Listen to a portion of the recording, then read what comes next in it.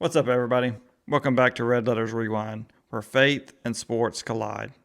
Every week, we take a look back at the big stories in sports. And this week, especially in college football, what continues to dominate conversation is the coaching carousel. Brian Kelly is out at LSU. That's right. LSU's fired Brian Kelly. That makes the third coach in the SEC that's been canned in the middle of the season, behind Sam Pittman at Arkansas and Billy Napier at Florida. So we're not only going to unpack those stories, but how it impacts our faith journey as fans, coaches, and athletes. Stay tuned.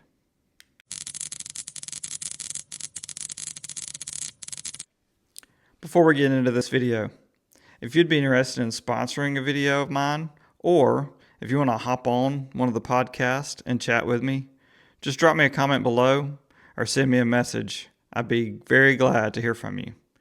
Now, let's get on with the video.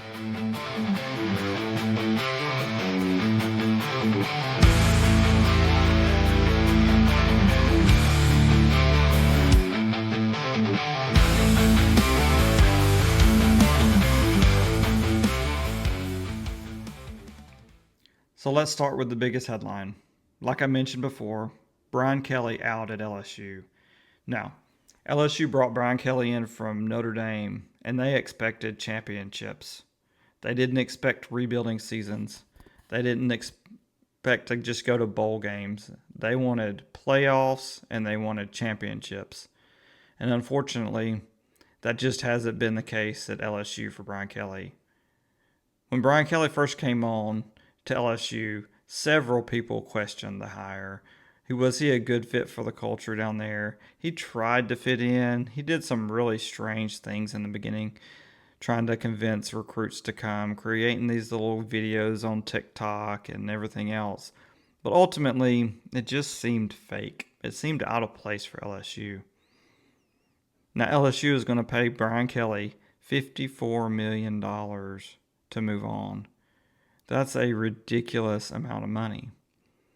But in LSU's eyes, that's what it cost to win championships.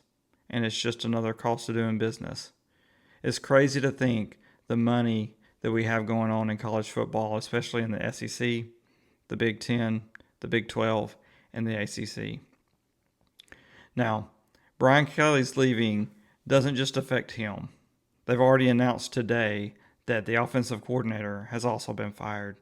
So who's going to be calling plays for LSU the rest of the year? Nobody knows, right? As Nate Bargatze says, nobody knows. So we'll see how LSU does. So there's a verse that comes to mind, and that's Proverbs 16:9. In our hearts, human plans their course, but the Lord establishes their steps. We don't know what's going on at LSU, and I don't think that God is ultimately too concerned about college football's wins and losses. I do know that he cares about people. And there will be people affected from this move. Now we'll see where LSU goes. We'll talk about maybe some names that are on board for them a little later in this episode. But for right now, the thing to remember is that Brian Kelly is leaving behind a team that is going to have many questions to answer as we move towards the end of the year. They're still going to want to go to a bowl game. They're still going to want those additional practices. Hopefully, the players will want to continue to play for LSU. As we've seen in recent years, though, with the NIL and the transfer portal, all that's up in the air now. How many players from LSU are going to decide to sit out the remainder of the year?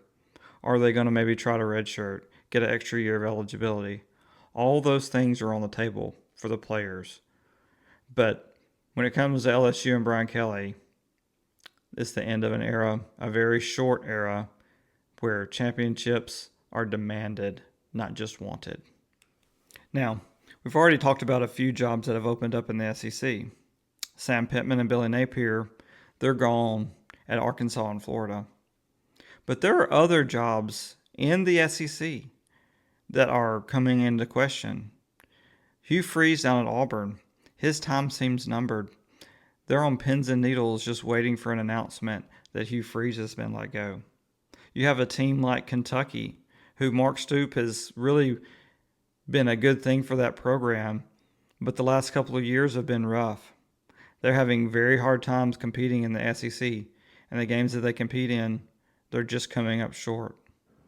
Then over at South Carolina, you have Shane Beamer. Shane Beamer is really exciting to watch. I think he's a really good coach. He's a really good motivator. But they've dealt with injuries, and they haven't been able to overcome the hump. Now, just up the road in Virginia, at Virginia Tech, where his dad was a legendary coach, that job is also open. Now, does Shane Beamer say, right now will be a good time for me to go up and live my dad's legacy and win some games there because things are really on shaky ground at South Carolina? I don't know what the future is. He doesn't know what the future is. Maybe neither of those things happen. He could keep his job. But there's so much uncertainty in college football, especially in the SEC.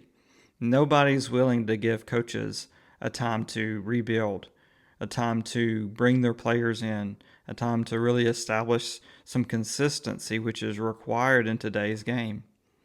NIL has players leaving and transferring with no notice.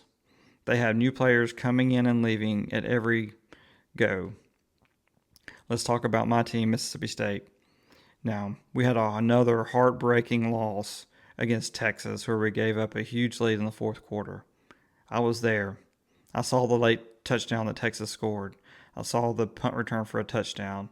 The coaching decisions that were made, the players, they failed to execute. Blame can go around. But to me, it's not about blame. To me at Mississippi State, it's about consistency. You already have people on social media wanting to fire Jeff Lebby, wanting to bench quarterbacks, but none of that is consistent and works to maintain a consistent program. I think we have to hold it out, try our best, learn from our mistakes. Jeff Lebby's a first-time coach.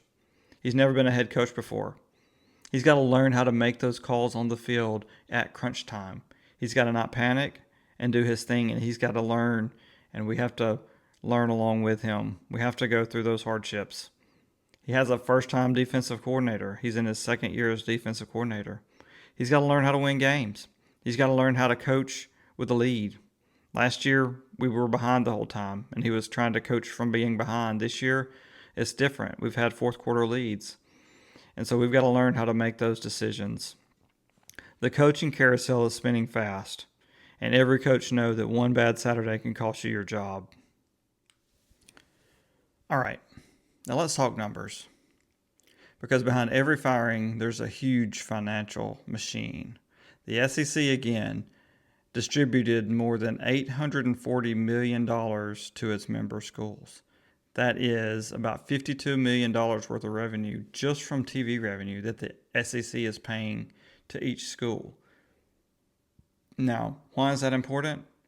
Because money better equal wins. If you're getting all this money, you better be producing wins. And that's where the cost comes in as being a coach in the SEC. The pressure is at an all-time high. Matthew 16:26 says, "What good is it for someone to gain the whole world, yet forfeit their soul?" Now, I'm not going to say that coaching in the SEC forfeits your soul. That would be a huge mistake on my part to say. What I will say is it worth it? Is it worth the stress to come coach in the SEC when you might only coach 2 years before you're canned? I don't know the answer to that. I do know that the SEC is offering their coaches huge salaries. These agents are going crazy right now trying to, put their names out for these positions. Let's talk about a few of the coaches that are being rumored. So first of all, you have Lane Kiffin at Ole Miss. He has really re-energized that program. Lane Kiffin has come in and rebuilt Ole Miss very quickly. He hit the transfer portal. He's making Ole Miss a title contender. You cannot deny that. So he's not under any pressure now. But his name's being thrown out there to those big jobs. Both LSU and Florida would really love to have Lane Kiffin as their coach. Now, are they going to come in and offer him $15, $16, $17 million a year to produce wins? I could see it. You also have a coach like Eli Drinkwitz up at Missouri. He's really been consistent at Missouri. And Missouri is constantly just being overlooked by a lot of the national media. They're rarely in big games on TV. They had a big game against Vanderbilt this past week. And yes, they came out on the raw end of the deal, but Eli Drinkwitz is another big name. But he's really got it easy at Missouri. Would he be willing to double his salary to go to a school like Kentucky? Probably not, but maybe Florida would. It would be very interesting to see how this plays out in the coming months. Now let's talk about a couple of other positions. You have Steve Sarkisian at Texas is being rumored that he wants to go to the NFL. That's another huge job. And you also have, like I mentioned earlier, at South Carolina, he wants to go to Virginia. So there's maybe potential of some more openings coming up in the SEC that's not related to firings. And if Lane Kiffin goes, then you have the Ole Miss job. Can somebody just slide in and maintain the same success that Lane Kiffin's has? I don't know the answer to that question. So this isn't just about football. It's about life. The coaching carousel is a mirror of life. People losing jobs, facing criticisms, questioning their worth. Maybe you're not leading a team in front of 100,000 people making millions of dollars, but you're in a season where everything feels like you're in an uphill battle. Colossians 3:23 says, "Whatever you do, work at it with all your heart, as working for the Lord, not just for your human masters." So, as a coach, as a parent, as an employee, work hard, stay the course, do your best. Your value isn't tied in your record. God doesn't fire you from your purpose. You can do this. So, as the coaching carousel keeps spinning, let's not just look at the headlines, let's look at the people. For every firing, there's a family praying for direction. For every rumor, there's a coach wondering what's next. Let's keep perspective, keep integrity, and keeping the faith. Thanks for watching Red Letter Sports, Red Letters Rewind. If this encouraged you, please reach out, leave a comment below. And remember, in sports and in life, scoreboard doesn't define your worth, your faith does.